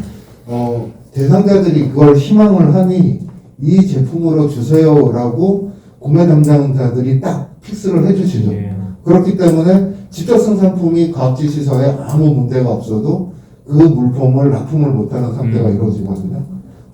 이거는 구매 담당자 부분에 대한 부분을 좀 어떻게 할 필요는 있다라고 좀 느껴지기도 하거든요. 저 하나만 더 말씀드리면, 저희가 경기도에서 어쨌든 공공구매 이제 조사를 해봤잖아요. 근데 전체적으로 사실은 뭐 어쨌든 시군에서는 사회적 뭐 사회협동조합, 자활기업 다 있지만, 저는 가장 큰 문제는 그거라고 보거든요. 어쨌든 저희가 중요한 뭐 청소 뭐 몇 가지 빼고 나면 실질적으로 그 지표를 맞추지만 소규모의 기업들이 과연 공공 혜택에서 얼마만큼 받느냐는 사실 큰 혜택은 없거든요. 그러니까 대다수가 큰 업종에서 다 가져가고 있지, 그리고 지표를 다 맞추고 있는 거예요. 네. 그렇기 때문에 중요한 거는 우리가 계속 공공구매에 대한 부분을 얘기하지만, 신생하는 업체, 어느 정도 규모가 좀 작은 업체들은 사실 그 공공구매에 들어가 있는 제품의 서비스 질, 이런 걸 다 따지다 보면 실무자 입장에서는 어떤 기준이 딱 제도적으로 마련되어 있지 않은 한 어려운 거거든요. 그래서 저는 항상 이 공공구매할 때 왜 우리가 그 수치만 자꾸 늘리려고 할까? 그런 부분들을 너무 얘기하시는데, 실질적으로는 가장 중요한 거는 정말 우리한테 사회에서 필요한 그런 사회경제 조직들이 만들어졌을 때, 그들이 초기 기반을 다질 때 어떤 환경들을 제도적인 부분, 그리고 경기도와 시에 있는 지자체에서도 관심 갖고 이거를 같이 끌어줄 수 있는가. 그래서 아까 얘기한 게 어떤 최소한 모델들을 자꾸 우리가 개발해서 그 모델의 성공적인 모델들이 나오지 않으면 사실 지자체에서 그렇게 관심 갖고 움직이지 않고, 수의계약도 마찬가지잖아요. 어느 지자체는 수의계약도 그래도 사직경제 조직에 있어서 5천만 원 하면 그걸 해오는데, 어디는 2천만 원 넘는 자체를 수의계약을 하지 않으려고 하는 데도 있단 말이에요. 그래서 이게 정말 지금 아까 우리 상관님도 얘기했지만, 지자체가 움직이지 않은 부분을 강제적으로 도에서 할 수 있는 부분이 지금 제한적이라 이를 어떻게 풀어갈지에 대한 부분을 참 이게 공약 이거 나오는 도지사님들이, 그 후보자들이 이거에 대한 적극적인 제안을 좀 잘 해주셨으면 좋겠다는 생각이 있습니다. 사실은 이제 그 우리 네트워크에서 매년 사업을 3개에서 4개 정도 했던 것들이 이제 그 지역 네트워크 구축이었잖아요. 그리고 거기에 우리가 했던 방식들이 뭐냐면은 그 지역 네트워크의 토론회를 하거나 할 때, 그럴 때 그 행정과 그리고 그 정치인들이 참여할 수 있게끔 유도를 좀 해보자, 그런 했던 건데, 지금 아까 얘기했던 거와 좀 연관할 수 있는데, 결국은 이제 경기도라는 데에서 경기도의 31개 시군에 대해서 영향을 미칠 수 있는 거는 경기도가 예산이 들어가는 데들은 영향을 미칠 수 있는데, 그 외에는 사실 아무런 권한이 없다라는 것들이 지난번에 사회적 가치 활성화 지원 조례 만들 때 그때 이제 확인이 됐어요. 그 사회적 가치 활성화 지원 조례를 만들 때 그때도 이제 그런 제안을 했던 거예요. 시군 내에도 이런 것들이 적용되게 하자라는 제안이 있었는데, 그건 법적으로 그냥 불가하다, 그렇게 일단 확인이 됐던 거고, 이제 두 번째로 뭐냐면은 이제 살 게 없다라기보다는 신뢰 때문에 못하겠다는 얘기를 했었어요. 민선 6개에서 그때 이제 그 경기도 약 70여 개의 실국과 그 다음에 그 공공기관, 이제 그 담당자들을 불러서 같이 미팅을 했었지. 그때 경기도가 자리를 만들어 놓고 당사자들하고 이제 그때 토론을 한번 한 적이, 토론이라기보다는 의견을 주고받았는데, 그때 그 얘기를 하더라고요. 솔직히 우리 신뢰를 못하기 때문에 그 두렵다, 이런 얘기를 했었어요. 그리고 뭐 할 게 없다, 막 이런 얘기들 많이 하는데, 제가 이제 경기도의 그 디자인 관련된 걸 한번 봤어요. 경기도 만드는 뭐 간판이나 이런 쪽으로. 근데 그게 보면 일반 민간 기업이 계속 쏠리고 있더라고요. 그래서 지금 경기도도 그걸 잘하는 데 수준이 있는 데들이 있어요. 그런 걸 하는 데들이. 근데 얘기를 들어보니까 뭐냐면은 담당자들이 보직이 바뀌면 그걸 또 넘겨주고 간대요. 업자를 갖다가. 그게 이제 현실인 거라. 여기 이제 당사자들도 문제는 있어요. 지속적으로 와서 영업 마케팅을 해야 된다더라고요. 근데 이제 사회적 경제 기업들의 어떤 그 또 다른 하나의 단점은 뭐냐면은 다 해주길 원하는 그런 또 습성이 있어요, 좀. 그래서 당사자도 사실 변해야 되는 거예요. 핸드메이드 작가들이 어떤 그 마켓에 올 때는 보통 한 2만 원, 3만 원 정도 자기 돈을 부담을 하고 나와요. 그리고 자기 걸 보통 이제 들고 와요. 제가 그걸 갖다가 한번 그 행사를 해봤는데, 우리도 무상으로 하고, 우리도 그냥 그 일부 사업비 보존과 우리 자비를 들어서 하는데, 테이블 하나 자기가 안 놓으려고 하더라고요. 그런 것들이 우리의 문제이기도 하죠. 그럼 뭐냐면은, 우리도 우리의 문제를 반성해야 되고, 또, 행정도 그럼 시스템적으로 가야 된다. 가게끔 해야 되는 거. 그럼 예를 들어서 이제, 그때 그 어느 저기 그 협동조합에서 양평에 이제 사회적 경제 관련된 그 아마 여구 연구 조사를 했던 것 같아요. 그리고 거기서 제안한 게 뭐냐면은 과 단위로 사회적 경제를 하나씩 육성하게 하는 거. 그게 이제 군인데 그 군에서 어떤 그런 지침을 만들어 놓는다 그러면은 다양한 어떤 사회적 경제들이 만들어질 수 있을 거라는 거죠. 이제 그런 제안들도 했었는데 예를 들면 이제 경기도 같은 경우 그러면은 아마 70여 개 정도가 좀 되는 걸로 알고 있는데 그런 데들에 대한 이제 기관 평가를 갖다가 그러면은 경기도가 하니까 경기도 정하면 되는 거지. 그런 이제 평가의 항목을 포함을 한다 그러면은 뭔가 좀 시스템적으로 바뀌는 부분이 있겠죠. 왜냐하면 아직도 사회적 경제를 모르는 공무원들 많이 계세요. 아직도 사회적 경제 뭔지 알아야지 이걸 뭘 해주려고 하지 이게. 이런 지침이 이런 이제 그런 평가 항목이 들어가게 되면 한번 쳐다보는 거 보겠지. 말기업이 예전에 이제 행안부가 이 평가 항목을 넣고 나니까 어느 날 갑자기 뭐 12월 뭐 이런 때 막 전화들이 왔다라는 거예요. 그러니까 그런 게 있는지 몰랐던 거예요, 이분들은. 근데 막판 가서 안 할 수는 없고 해야 되니까 말기업들 전화를 하기 시작한 거예요. 할 수 있는지 뭐 다시 할 수 있는지 문제인데 워낙 이 포지션 자체가 미미하기 때문에 아무 의미는 없는데 일단 그 행정에서 그걸 갖다 그런 게 있다는 걸 알게 인식시켜 주는 것만이라도 우리 먼저 해봐야 되지 않겠나 그런 생각. 그리고 이제 창업교육에 대한 것들이 참 계속 저는 이제 비판하는 부분이 있는데 이 창업교육은 경기도의 예산을 가지고 하잖아요. 그렇죠? 그런데 그러면 그 교육기관들에 대한 관리를 해줘야 된다 생각을 하는데 관리 감독이 전혀 없어요. 그러니까 사회적 경제가 뭔지도 모르는 분들이 그 위탁을 받아서 그 운영을 해요. 그냥. 그러니까 지금 아까 유선선 대표 얘기했던 것처럼 대한 성과를 내야 되니까 협동조합 몇 개를 만들어야 되는 거예요. 제일 쉬운 게 협동조합입니다.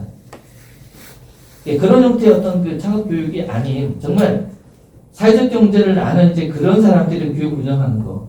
아마 협동조합은 아마 그런 의견 있지 않아요? 협동조합들이 교육하면 잘할 텐데 왜 이걸 다른 데 넘겨? 이런 생각 할 거예요, 분명히. 실제 그게. 왜냐면 저도 제가 강사로 나가보시면서도 그 기관에 대해서 내 스스로가 내가 인정하지 못할 정도예요. 내가 그걸 돈을 받고 하면서도. 이제 그런 부분들은 다른 데는 모르겠지만 경기도만큼 이제 그런 교육에 대한 것들이 좀 바뀌어야 된다. 그런 좀 생각이 있습니다. 거기에서 이제 보니까 구조상으로 시군에 뭐 이제 지금 현재 이제 약간 통제 뭐 이렇게 지침상으로 이제 내리는 거 정도는 이제 기존에 최소한 이 과정에 교육 과정에 들어가야 될 교육 내용은 뭐해야 된다. 사실 이 정도 수준이거든요. 근데 이제 뭐 다 아시는 것처럼 그 시군에 이제 30개 시군, 31개 시군이 이제 다 이제 하는데 거기에 뭐 직접 운영하는 데도 있고 센터를 하는 데도 있고 외부 위탁을 주는 데도 있잖아요. 용역을 주는데.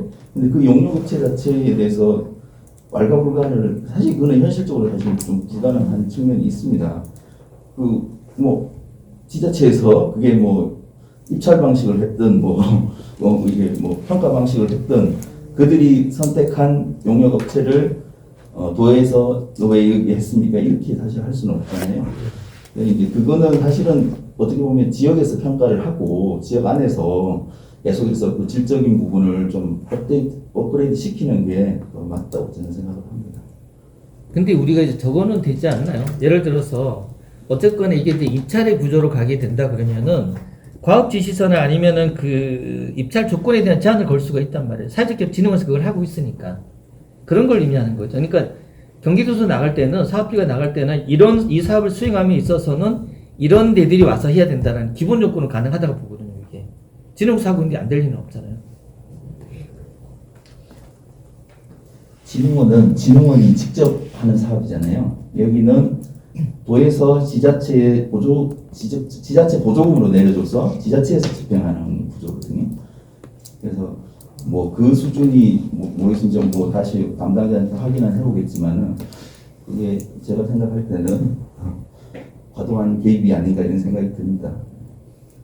진흥원이 자기들이 지침을 세워서 그 수행 기간을 뽑는 거니까 충분히 자기 가압 지시에 담을 수 있겠죠. 제한 경쟁 입찰에 요건이 된다 그러면. 아까 그 사회적 경제 공공구매 말씀하셨는데 실질적으로 지자체에서 2천만 원이 넘으면 약을 안 줘요. 거의 모든 지자체가. 또 거기에 대한 원인이 뭐냐면은 2천만 원이 넘으면 도의 심의를 받아야 되는데 벌써 그 1차 계약 때 예고가 됩니다. 그럼 도의 또 심의로 예고가 또 됩니다. 그리고 그 도의 심의를 받으려면 또 공무원들이 서류를 또 다 꾸며야 되고 이러니까 실질적으로 사회적 경제 조직이면 지자체에서는 사실은 2천만 이상 계약한 적이 지금 경기도 광주에도 우리가 계약할 것이 있는데 5천만 원이 안 되고 $2 가져오라고 무조건 이렇게 얘기하고 있는 상황이고 아까 또 교육적인 문제도 말씀하셨는데 저희 경기도 광주도 지금 창업 심화 교육을 하는데 그 교육하는 위탁받은 기관에서 저한테 연락이 왔어요. 전번에 강의 내용이 너무 좋으니까 강의를 좀 해주셨으면 좋겠습니다 했는데 지자체에서 우리 시청에서 광주 관내에 있는 기업이나 이 강사는 안 했으면 좋겠습니다. 어떤 이유인지를 말씀을 안 해서 계속 그렇게 해서 결국은 제가 이제 강사 툴을 이제 몇 개 부분만 이렇게 해서 했는데 저희가 이제 뭐 완전 빠지고 이제 그렇게 이루어졌는데 그런 부분들이 사실 우리가 이런 정할 때 구체적으로 좀 명시해서 그리고 제가 볼 적에는 지역에 있는 업체가 했을 때 멘토링이나 이런 사후 관리에서 오히려 봐주기 훨씬 좋고 급한 일 이런 것들 서류 같은 것도 저도 뭐 개인적으로 이렇게 많이 봐주지만 또 간에서 해줄 수 있는 게 있고 또 우리가 민에서 경험적으로 해줄 수 있는 부분이 사실은 있거든요. 왜냐면은 우리 공무원들이 해줄 때는 FM대로 가야 되지만 우리는 또 좀 쉽게 갈 수 있는 길들을 알고 있단 말이에요. 그래서 좀 이렇게 그렇게 갈 수 있는 길은 있음에도 불구하고 이제 지자체나 이제 그 담당 과나 부서에서는 아주 강하게 얘기를 하더라고요. 그래서 이런 부분도 우리가 좀 생각해 봐야 되지 않을까 싶어서 하고 평가할 때 사회적 경제 조직들 평가 항목에 예를 들어서 뭐 5천만 원 한도 내에서 수여할 수 있는 그런 항목도 넣어서 좀 권장할 수 있도록 그리고 사회적 경제 조직에 대해서는 예를 들어서 뭐 조금 좀 이점을 줘서 그 도에서 심의할 때도 좀 뭐 좀 이렇게 좀 해준다든가 이런 부분이 좀 필요할 것 같아서 제가 건의 삼아서 말씀을 드렸습니다. 경우들이 있더라고요. 근데 그래서 좀 물어보는 건데 뭐 보편적인 건지 모르겠어요.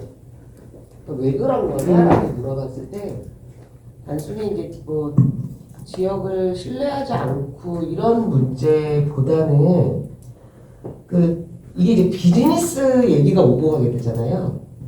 교육생들이 불편한 거예요.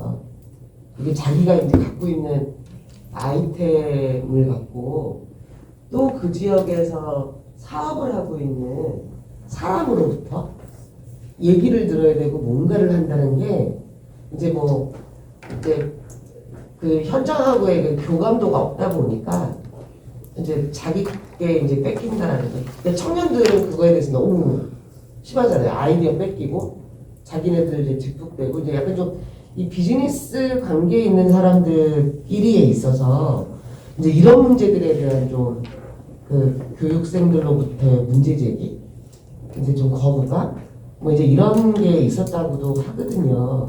근데 이제 행정에서도 이제 그런 것까지를 고려해서 그러니까 이제 이해관계가 상충되지 않을 수 있는 곳으로부터 이제 오게 하는 뭐 이제 이런 것도 있는데 그게 이제 저는 이게 이제 신뢰 문제인 것 같더라고요. 지역사회에서 사회적 경제에 대한 신뢰가 없으니 오히려 그쪽으로부터 피어 컨설팅을 받거나 이렇게 해서 도움을 받는 게 아니라 오히려 이제 다르게 평가될 수도 있는 뭐 지역도 있나 보구나. 뭐 이제 그게 이제 우리가 처해 있는 현실도 무시 못하는 것 같다.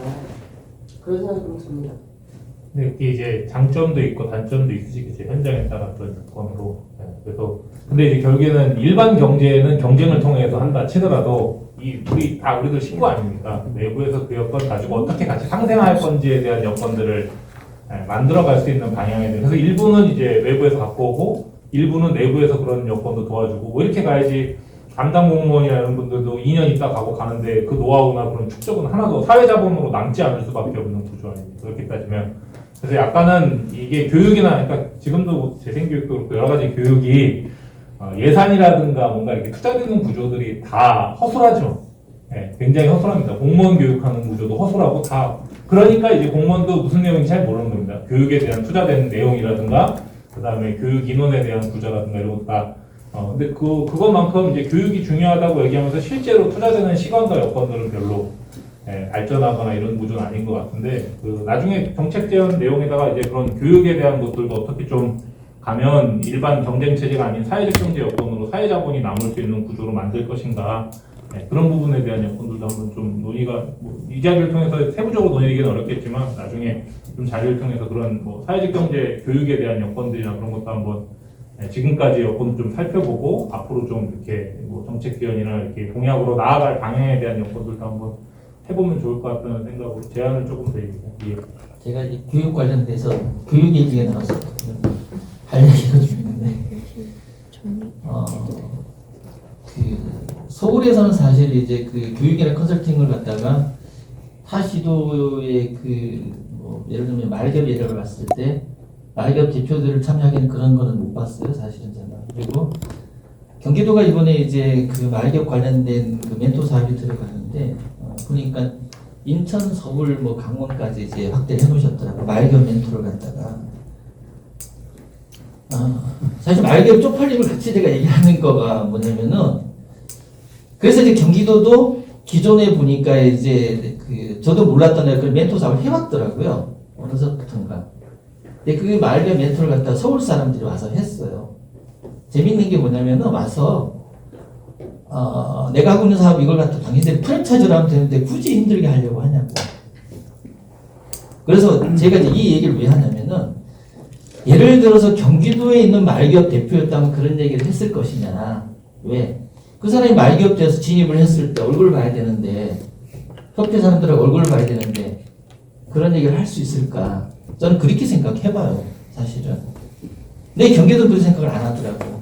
지금 얘기했던 것처럼 뭐 이렇게 뭐 부담이 있을 수는 없으니, 창업하는 사람들이 아이템이 뭐가 있어. 사실 거기 와서 아이템을 찾으러 오는 건데, 오히려 거기 오면 멘토들이 자기 아이템을 나눠주는 거라고, 이렇게 아이디어를 주는 거란 말이에요.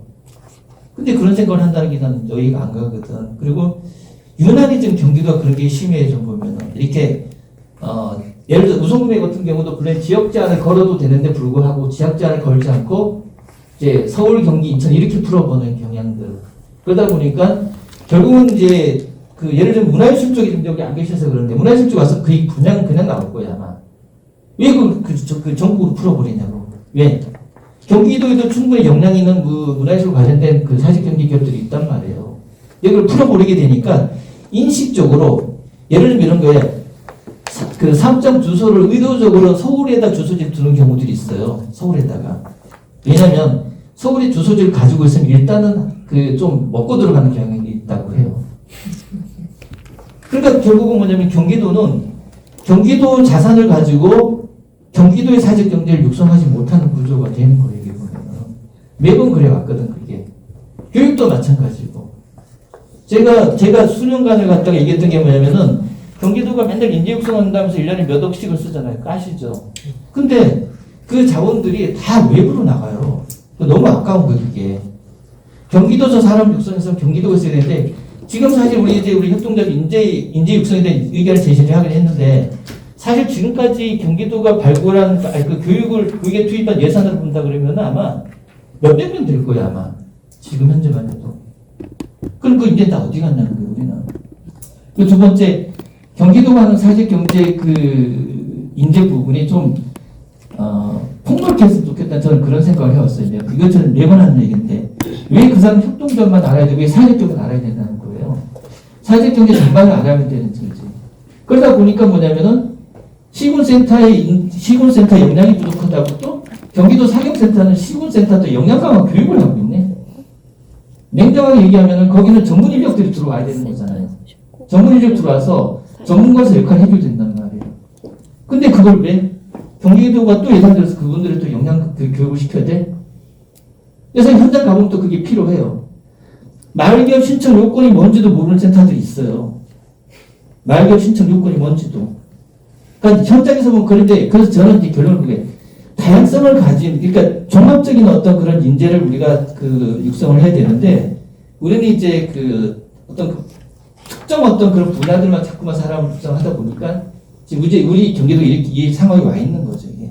그래서 교육에 대한 부분들도 좀 다시 살펴볼, 아까 우리 소장님이 얘기했던 것처럼 지금 하고 있는 교육의 문제들이 뭔지를 갖다가 다 같이 모여서 토론 한번 해보고, 그리고 어떤 방향성이 맞는지를 갖다 얘기를 할 필요가 있는 거지.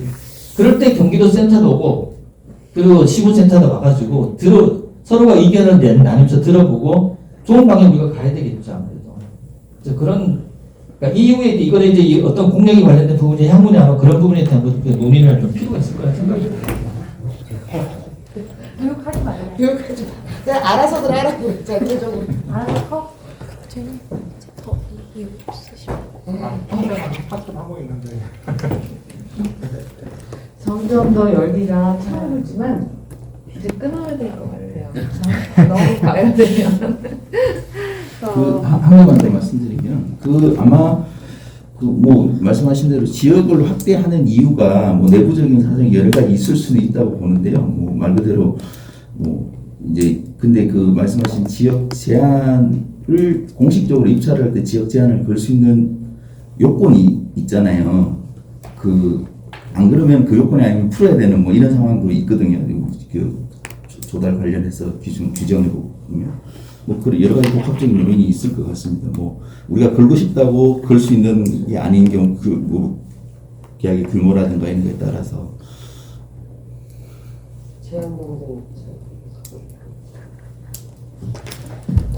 오랜만에 만남이라 그런지 다음 토론 열심히 많이들 내뱉어 주셨어요. 감사합니다. 이제 잘 정리가 우리 오후에 간담회를 통해서 또 하겠지만 정리해서 잘 전달을 할 수 있도록 하겠습니다. 끝난 겁니까? 네. 고맙습니다.